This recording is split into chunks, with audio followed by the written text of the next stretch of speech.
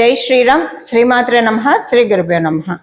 2026 సంవత్సరం ఆగస్టు నెలలో గోచారంలో ఉన్న గ్రహస్థితులు, అలాగే గ్రహస్థితులను అనుసరించి ద్వాదశ రాశుల వాళ్ళకి, ద్వాదశ లగ్నాల వాళ్ళకి ఎలాంటి ఫలితాలు ఉండబోతున్నాయి, గోచారంలో ఏమన్నా విశేష అంశాలు సూచిస్తున్నాయా, గోచారంలో ఉన్న గ్రహగతులు, గ్రహ గమనాలు ద్వాదశ రాశుల వాళ్ళకి ఎలాంటి విశేష అంశాలను ఇస్తున్నాయి, శుభత్వాన్ని ఇస్తున్నాయి, ఇందులో అన్న జాగ్రత్తలు సూచిస్తున్నాయా, ఏమన్నా మార్పులు సూచిస్తున్నాయా, అలాగే గోచర గ్రహస్థితులతో పాటు వాటికి చేసుకోవాల్సిన పరిహారాలతో పాటు మనం అన్ని సహితంగా ఇప్పుడు మాట్లాడుకుందాము. మొదటగా గోచారంలో ఉన్న గ్రహ గమనాలు, గ్రహస్థితులు. మంగళ్ వృషభ రాశిలో సంచారము. మొదటి 2 రోజులు వృషభ రాశిలో సంచారం చేస్తున్న మంగళ్ 3వ తారీఖు నుంచి, ఆగస్టు 3వ తారీఖు నుంచి మిథున రాశిలో మంగళ సంచారం ఉంటుంది. బుధదేవుడు మిథున రాశిలో ఆయన సంచారం 5వ తారీఖు వరకు ఉంటుంది. 6వ తారీఖు నుంచి మిథున రాశిలో నుంచి కర్కాటక రాశిలో బుధదేవుని సంచారం ఉంటుంది. కర్కాటక రాశిలో రవి బుధ గురుల సంచారము, రవి గురుల సంచారము మొదటి నుంచి ఉంది, స్టార్టింగ్ నుంచి. బుధదేవుడు 6వ తారీఖు నుంచి కర్కాటక రాశిలో సంచారం ఉంటుంది. రవి బుధ గురువులు ముగ్గురు కూడా 17వ తారీఖు వరకు కూడా కర్కాటక రాశిలో సంచారం ఉంటుంది. 18వ తారీఖు నుంచి రవి కర్కాటక రాశిలో ఉన్న రవి సింహరాశిలోకి ఆయన సింహరాశిలో పయనం ఉంటుంది. 23వ తారీఖు కర్కాటక రాశిలో ఉన్న బుధ భగవానుడు సింహరాశిలోకి వస్తాడు. కేతుదేవుని సంచారము సింహరాశిలో, శుక్రదేవుని సంచారం, శుక్రాచార్యుల వారి సంచారము కన్యా రాశిలో, కుంభరాశిలో రాహు యొక్క సంచారము, శనీశ్వరుడి సంచారము మీనరాశిలో ఉంది. వక్రించిన శనీశ్వరుడి సంచారము మీనరాశిలో ఉంది. ఇవి గోచారంలో ఉన్న గ్రహస్థితులు. ఈ గోచారంలో ఉన్న గ్రహస్థితులను అనుసరించి ఫలితాలని ఇప్పుడు మనం చూద్దాము. ఫలితాన్ని చూడటానికంటే ముందుగా ఈ మాసంలో గోచారంలో ఉన్న ప్రత్యేక అంశం ఒకటి ఉంది, అది మనం చూద్దాం. కర్కాటక రాశిలో 6వ తారీఖు నుంచి, ఆగస్టు నెల 6వ తారీఖు 2026 6వ తారీఖు నుంచి, ఆగస్టు 6వ తారీఖు నుంచి, అలాగే 2026 ఆగస్టు 17వ తారీఖు వరకు రవి బుధ గురుల సంచారం ఉంటుంది. ఇది చాలా మంచిది. రవి బుధ గురువుల సంచారము కర్కాటక రాశిలో అందరికీ శుభత్వాన్ని సూచిస్తుంది. ఏ విషయాల్లో శుభత్వాన్ని సూచిస్తుందో అది మనం చూద్దాం. అంటే ఇప్పుడు ఆయన మిథున రాశి, కన్యా రాశి వాళ్ళకి కూడా మంచి ఫలితాలే ఉంటాయి, ఆయన రాశి అధిపతి కాబట్టి. ఇంకా కొన్ని రాశులకి ప్రత్యేకమైన శుభం ఉంటుంది. కర్కాటక రాశి వాళ్ళకి పూర్తిగా శుభ ఫలితాలను ఆయన ఇవ్వడు కూడా, పూర్తిగా ఇవ్వలేడు. బట్ మిగతా 2 గ్రహాలు గురువు మరియు రవి వీళ్ళిద్దరు ఇస్తారు. బుధుడు పూర్తిగా శుభ ఫలితాలని కర్కాటక రాశి వాళ్ళకి ఇవ్వలేడు.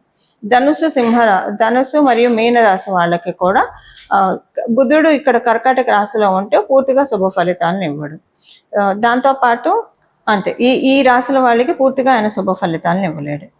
ఇప్పుడు మనము ఈ ప్రత్యేక అంశాలతో కూడుకున్న ఈ గ్రహస్థితి అందరికీ ఎలాంటి ఫలితాన్ని తెచ్చిపెడుతుందో మనం ఇప్పుడు చూద్దాం. ప్రతి ఒక్క రాశి వాళ్ళకి కూడా విడివిడిగా మనం ఇప్పుడు మాట్లాడుకుందాం. మేషరాశి, మేష లగ్నంలో పుట్టిన వాళ్ళకి కమ్యూనికేషన్స్ చాలా బాగా ఉంటాయి.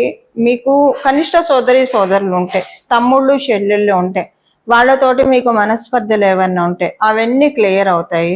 వాళ్ళకి మంచి సమయం, మీకు కూడా సంతోషంగా అనిపిస్తుంది. ఒకవేళ మీకు కనిష్ట సోదరులు లేరు, మీకు కమ్యూనికేషన్స్ రిలేటెడ్ ఇష్యూస్ ఏమన్నా ఉంటే కమ్యూనికేషన్స్ విషయంలో అవన్నీ కూడా సర్దుమణిగే శుభ సమయం ఇది. భాతృకారకుడు అయిన మంగళ్ 3వ స్థానంలో సంచారం చేస్తూ ఉన్నాడు. ఇది చాలా విశేషం. అంటే మీకు ఎవరికైనా ఇప్పుడు అంటారు కదా, ఈ పని మన భుజస్కంధాల మీద తీసుకొని చెయ్యాలి అని చెప్పి, అలా కార్యదక్షత చాలా బాగా ఉంటుంది. అంటే ఎఫిషియన్సీ బాగా డెవలప్ అవుతుంది. అన్ని పనులు కూడా చాలా చక్కగా ఎఫిషియెంట్గా అనుకున్న సమయంలో నెరవేర్చుకునే సమయం ఇది. ఆ విధంగా గోచార గ్రహస్థితులు మిమ్మల్ని దీవిస్తూ ఉన్నాయి. మీకు షోల్డర్ పెయిన్, నెక్ పెయిన్స్ ఇలాంటివి ఏమైనా ఉంటాయి, అవన్నీ కూడా ఈ సమయంలో సద్దుమణగుతాయి.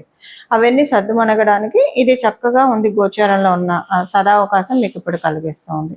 దాంతోపాటు మీకు ఇప్పుడు ఇంకొక స్పెషల్ ఏంటంటే కుటుంబ సభ్యుల మధ్య అన్యోన్యత ఎక్కువగా ఉంటుంది.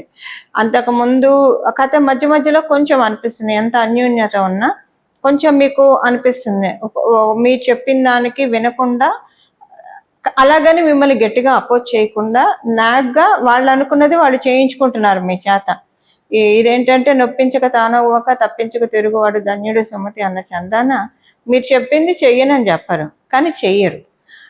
అలాగనే మళ్ళీ మీకు కోపం కూడా రాదు. అయి నేను చెప్పాను ఇది ఇంపార్టెంట్ కదా, చెయ్యట్లేదన్న కోపం కూడా రాదు. అది మీరు నవ్వుకుంటారు. ఇంత చక్కగా అంటే ఇలా కూడా ఇంత క్యాలిక్యులేటెడ్గా ఇంత స్మార్ట్గా కూడా చేయొచ్చా, సరే ఈ పాయింట్ మనం కూడా నేర్చుకుందాం అనని మీరు అనుకుంటారు. ఎందుకంటే సహజంగానే స్ట్రైట్ ఫార్వర్డ్ నేచర్ ఉంటుంది కదా మేషరాశిలో పుట్టిన వాళ్ళకి.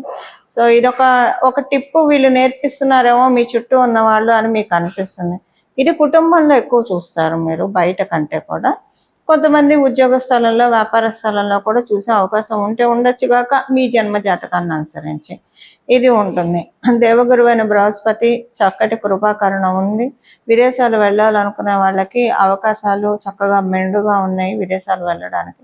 అలాగే స్వదేశంలో ఉన్న వాళ్ళకి కూడా చాలా బాగా ఉంది. వివాహ ప్రయత్నాలు చేయాలనుకున్న వాళ్ళకి పూర్తిగా అనుకూలంగా లేదు ఈ మాసము. అందువల్ల వివాహ ప్రయత్నాలు చేయాలనుకున్న వాళ్ళకి ఈ మాసం వరకు మీ జన్మ స్థితిలో బాగా ఉంటే తప్పించి చేయకపోవడమే ఉత్తమము. అలాగే మీ లైఫ్ పార్ట్నర్, జీవిత భాగస్వామి, ఒకవేళ మీరు వ్యాపారులు అయితే వ్యాపార భాగస్వామి, మీ ఇద్దరి మధ్య ఇది 2 waysలో ఉంటుంది. అసలు మీ ఇద్దరి మధ్య అస్సలు సఖ్యత లేదను, సఖ్యత అంటే డిఫరెన్సెస్ ఎక్కువగా ఉన్నాయి, అస్సలు సఖ్యత లేదు ఇన్నాళ్ళు. పెళ్లి చేసుకున్నామన్న పేరుకే కానీ ఒకరోజు కూడా సంతోషంగా ఉన్నది లేదు అన్న కోవలకి, లేదా ఒక్కొక్కసారి పెళ్లి చేసుకొని కొన్నాళ్ళు బాగుంటారు, ఆ తర్వాత చాలా అగాధం ఏర్పడిపోయి కొన్నాళ్ళు అలానే ఉండిపోతారు. ఈ 2 కోవల్లో మీరుంటే మీకు ఇప్పుడు చాలా బాగా ఉంటుంది. మీ జీవిత భాగస్వామితో చాలా అంటే ఎంత హ్యాపీ మూమెంట్స్ ఉంటాయి, ఎంత స్వీట్ మూమెంట్స్ ఉంటాయి. అలా కాదు మీరు అన్యోన్యంగానే ఉన్నారనుకోండి ఇప్పటిదాకా కూడా, కొన్ని లేదా న్యూట్రల్గా, మరీ అన్యోన్యంగా కాదు అలాగని మరీ దెబ్బలాడుకోరు, అలా వెళ్ళిపోతూ ఉందన్న కోవలో మీరుంటే కనుక కొంత చిన్న చిన్న డిఫరెన్సెస్ ఉంటాయి. కానీ అది సైలెంట్ వార్స్ అంటారు చూసారా, అలాంటివి ఈ మాసంలో మీకు చూస్తారు. బట్ ఎవరికైనా సరే ఫైనాన్షియల్ మ్యాటర్స్లో కొంచెం మీ కుటుంబం వారితోటి సైలెంట్ వార్స్ కొంచెం జరుగుతాయి ఈ మాసంలో. తర్వాత ఈ మాసం అయ్యాక ఇవేవి క్యారీ ఓవర్ అవ్వవు నెక్స్ట్ మాసంలోకి, రాబోయే మాసంలోకి. ఇదంతా కూడా ఈ మాసంతోనే ఎండ్ అయిపోతుంది. ఈ మాసంలో 1-2 చిన్నగా ఇబ్బందికర సంఘటనలు వచ్చినా అవన్నీ మీరు అసలు అంత అంటే మీకు అనిపిస్తుంది ఇవన్నీ పట్టించుకోవడం ఒక ఎక్స్క్యూజెస్ కింద అయిపోతుంది. ఇవే పట్టించుకొని ఇలానే ఉండడం ఇది కరెక్ట్ కాదు. మనం ఒక పని చేయడానికి ఇదొకటి బూచిలాగా చూపించి ఎక్స్క్యూజ్ చేసి మన మనసుని మనమే ఇది చేస్తున్నాం అన్న ఒక ఇది వస్తుంది. దాంతో ఈ థాట్ ప్రాసెస్ ఏంటంటే పనులన్నీ చాలా వేగవంతంగా ఫినిష్ చేసుకోగలుగుతారు. అన్ని పనులు కూడా వేగవంతంగా అవుతాయి, అనుకున్నట్టు పూర్తి చేయగలుగుతారు. ఇవి ఈ మాసంలో ఉన్న గోచర గ్రహస్థితుల ఫలితాలు మేషరాశి మేషలగ్నంలో పుట్టిన వాళ్ళకి. ఏం పరిహారం చేసుకోవాలి? ఇప్పుడు మనము ఫలితాలు తెలుసుకున్నాము, దీనికి తగ్గట్టు పరిహారాలు ఏం చేసుకోవాలో ఇప్పుడు మనం చూద్దాము. కర్కాటక రాశి మెయిన్గా మనకి ఇప్పుడు పరిహారం చూడాలి. కర్కాటక రాశిలో 3 గ్రహాల సంచారము మాక్సిమం ఒక 10 days వ్యవధి, 10 daysలో ఉంటుంది, 10 days వరకు ఉంటుంది. కాబట్టి మేజర్ ఇంపాక్ట్ ద్వాదశ రాశుల వాళ్ళకి, ద్వాదశ లగ్నాల వాళ్ళకి ఇది చాలా ఎక్కువగా ఉంటుంది. ఒక 2-3 గ్రహాలు, ఒకటి కన్నా ఎక్కువ గ్రహాలు ఏదైనా రాశిలో ఉంటే ఆ రాశి యొక్క ప్రభావము, ఆ రాశి దేన్ని సిగ్నిఫై చేస్తుందో మన జన్మ జాతకంలో దాని ప్రభావము వల్ల శుభ ఫలితాలు కావచ్చు, అశుభ ఫలితాలు కావచ్చు, ఎవరికైనా వస్తాయి, మనకు వస్తాయి. అయితే శుభ ఫలితాలు అయితే ఓకే, అశుభ ఫలితాలను తగ్గించుకోవడానికి ఇప్పుడు శుభ ఫలితాలు అయినా సరే ఉన్న వాటిల్ని కమ్ డౌన్, ఉన్న శుభ ఫలితాలు అయినా సరే ఒకవేళ తీసుకోలేని స్థితిలో ఉంటే తీసుకోగలగడానికి చేయాల్సిన పరిహారం వచ్చేసేసి ఈ మాసం మొత్తం కూడా ఆగస్టు 1 మొదలుకొని ఆగస్టు నెల చివరి వరకు కూడా ద్వాదశ రాశుల వాళ్ళు అలాగే ద్వాదశ లగ్నాల వాళ్ళు లలిత చాలీసా చదువుకోవడం. మనకి గోచారంలో కర్కాటక రాశి అంటేనే చతుర్థ స్థానం. చతుర్థ స్థానం మాతృస్థానం, మాతృవడి. అందువల్ల జగన్మాత యొక్క కృపా కటాక్షాలని అందుకోవడానికి ఇది చాలా చక్కటి శుభ సమయం. ఈ సమయంలో బాలా త్రిపుర సుందరి అమ్మవారి ఆరాధన అత్యంత శుభ ఫలితాలను అందిస్తుంది. అమ్మవారిని ఎప్పుడైనా బాల రూపంలో మనం పూజిస్తే విశేషంగా అనుగ్రహిస్తుంది, త్వరితంగా కూడా వరాల్ని మనకి అనుగ్రహిస్తుంది. బుధుడు కాబట్టి ఇక్కడ ఉన్నది బుధుడు కాబట్టి బాల రూపంలో అమ్మవారిని ఆరాధన చేయొచ్చు. గురు భగవానుడు కూడా ఉన్నాడు కాబట్టి మీరు జగన్మాతగా కూడా అమ్మవారిని అర్చించవచ్చు. మీ చాయిసెస్ని బట్టి మీరు చేసుకోవచ్చు. అమ్మవారి ఆరాధన లలితా చాలీస చదవండి, చాలా బాగుంటుంది. ఒకవేళ చదవలేకపోతే వినండి, కనీసము చాలా మంచి ఫలితాలు మీరు చూస్తారు. ఈ లలిత చాలీస చదువుతూ ఉంటే చదివిన రోజే మీకు ఒక న్యూ ఎనర్జీ అనిపిస్తుంది, చాలా బాగా ఉంటుంది. అలాగే సౌందర్య లహరి వినడమో చదవడమో చేయండి. చదవడం అంటే పర్ఫెక్ట్గా వస్తేనే చదవాలి, లేదంటే ఎవరి దగ్గరైనా గురుముఖత నేర్చుకొని అప్పుడు చక్కగా చదవచ్చు. వినండి, కనీసం వినడానికైతే మనకి ఇప్పుడు అవకాశం ఉంది. కలియుగంలో ఉన్న సులభోపాయాలు ఎన్నో ఉన్నాయి, కాకపోతే మనం ఇవన్నీ పట్టించుకోకుండా లౌకికంగా పరిగెత్తుతూ ఉంటాం, ఇంకా తప్పదు, బాధ్యతలు ఇవన్నీ ఉంటాయి కాబట్టి. కానీ ఈ సులభోపాయాల మీద మనము ఒకసారి దృష్టి పెడితే ఇవన్నీ కూడా మనకి కాంప్లికేట్ థింగ్స్ అన్ని అన్కాంప్లికేట్ అవుతాయి అన్న విషయాన్ని మనం గుర్తెరగాలి.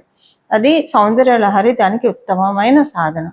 ఈ నెల మొదలుకొని నెలనాళ్ళు అసలు ఇక్కడి నుంచి ఇంకా కంటిన్యూ చేయండి. మీ ఎన్నాళ్ళు కంటిన్యూ చేస్తే అన్నాళ్ళు కంటిన్యూ చేయండి. సౌందర్య లహరి, దాంతోపాటు అమ్మవారిని పూజించినప్పుడు మరి అయ్యవారిని కూడా పూజించాలి కదా. అందులో కర్కాటక రాశిలో ఉచ్చ స్థానంలో గురుడు ఉన్నాడు. గురుడు అంటేనే శివుడు అని చెప్తుంది మనకి జ్యోతిష శాస్త్రం. మరి ఆ స్వామివారిని కూడా పూజించాలి కదా, అందుకని శివానంద లహరి. ఈ రెండు వినండి, అత్యంత భక్తి శ్రద్ధలతోటి మనసు లగ్నం చేసి అంటే చాలా కాన్సన్ట్రేటెడ్గా వింటే కనుక చాలా అంటే చాలా మంచి ఫలితాలని మనమందరం కూడా చూడటానికి అవకాశం ఉంటుంది. ఈ ప్రతిరోజు మీకు ఏదో ఒక సమయం పెట్టుకోండి. స్నానం చేశాక వెంటనే అయితే ఇంకా మంచిది. వినడమే కాబట్టి చదవడం కాదు కాబట్టి కొంచెం శుచులయ్యి కాళ్ళు చేతులు కడుక్కొని బయటికి వెళ్ళి వస్తే బట్టలు మార్చుకొని, కుదిరితే మీరు స్నానం చేయండి, లేదా బట్టలు మార్చుకొని ఉతికిన బట్టలు కట్టుకొని కాళ్ళు చేతులు మొహం శుభ్రంగా కడుక్కొని కూర్చొని బొట్టు పెట్టుకొని నుదుటన వినండి. చాలా అంటే చాలా మంచి ఫలితాలు వస్తాయి. కుదిరిన వాళ్ళు అంటే పొద్దున్నే ఉద్యోగం, పరుగులు, వ్యాపారము, పరుగులు ఇలా కొంచెం అలా ఉన్నా మేము మేనేజ్ చేసుకోగలుగుతాం అనుకున్న వాళ్ళు పొద్దున్నే స్నానం చేసిన వెంటనే వినండి. రోజుకొక శ్లోకం వినండి, భక్తి శ్రద్ధలతో వినండి, చాలు. మీకు ఎంత కుదిరితే అంత అసలు వినడానికి ప్రయత్నించండి. దీంతో ఎంతో మంచి మార్పులు మీరు చూస్తారు. గోచారంలో ఉన్న మీ జన్మ గ్రహస్థితుల్లో మీకు ఏవేవైతే ఇబ్బందులు కలిగిస్తున్నాయో ఆ ఇబ్బందుల నుంచి నెమ్మదిగా గట్టెక్కడానికి చక్కటి అవకాశం ఉంటుంది. ఇది ఈ మాసం చేసుకోవాల్సిన గోచర గ్రహస్థితుల రీత్యా చేసుకోవాల్సిన పరిహారము. ఇలా మనందరం కూడా జగన్మాత మరియు మహాదేవుడు ఆశీస్సుల్ని పరిపూర్తిగా అందుకోవాలని చెప్పి మనస్ఫూర్తిగా ప్రార్థిస్తూ, ఇంకొకటి దీంతో పాటు ప్రతిరోజు విష్ణు సహస్రనామం పారాయణం చేస్తే చాలా మంచి ఫలితాలు వస్తాయి. విష్ణు సహస్రనామం చదవండి లేదా వినండి, ప్రతిరోజు చేస్తే కనుక అత్యద్భుతమైన ఫలితాలను తీసుకోవడానికి అవకాశం ఉంటుంది. ఇలా మనం అందరం కూడా భగవంతుడి కృపా కటాక్షాలకి పాత్రలం అవ్వాలని చెప్పి మనందరి తరఫున మనస్ఫూర్తిగా శరణు వేడుకుంటూ మంగళం. నమో భగవతే వాసుదేవాయ.